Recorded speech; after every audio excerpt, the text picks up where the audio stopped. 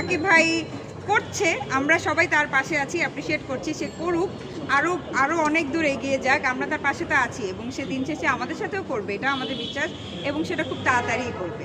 অবশ্যই মিস করি, দায়ের থাকলে অবশ্যই তার সাথে দেখা হতো, কাজ হতো। আপনাদের সবাইকে ট্রিট দিতে নিয়ে চলে যাবো একদম যেখানে আপনারা চান।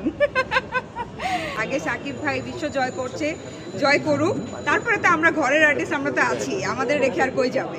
তো ইনশাল্লাহ আমাদের সাথেও খুব তাড়াতাড়ি সাকিব ভাইয়ের সাথে দেখা হবে এবং কাজ হবে। আসলে সামথিং নিউ সবাই করতে চায়, নতুন কিছু যেটা আগে করেনি, এবং এই একই ঘরানা থেকে বের হয়ে আমি চাই যে নতুন কিছু হোক, যেমন সাকিব ভাই তুফান এই টাইপের, কেজিএফ টাইপের কিছু, ধামাকা টাইপের কিছু কাজ হলে ভালো হবে।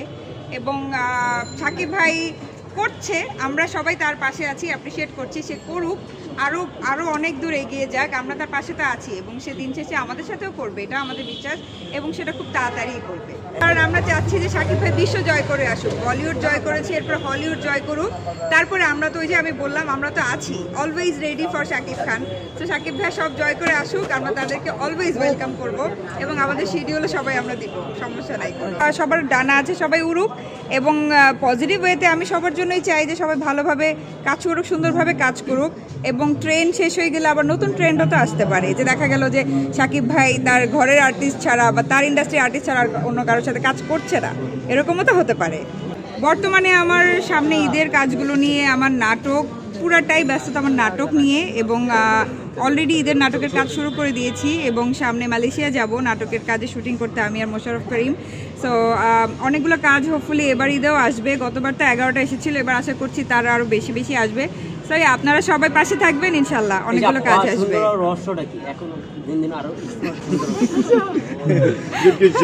হ্যাঁ, আমাদেরকে সুন্দর আসলে থাকতেই হবে, সুন্দর না থাকলে আমাদেরকে হবে না, আমাদের কাজটাই হচ্ছে সুন্দর থাকতে হবে, স্ক্রিনে সুন্দর লাগতে হবে, আদারওয়াইজ এত মানে কি বলবো, এত সুন্দরের কম্পিটিশন, এখানে টিকে থাকতে হলে অবশ্যই সুন্দর থাকতে হবে।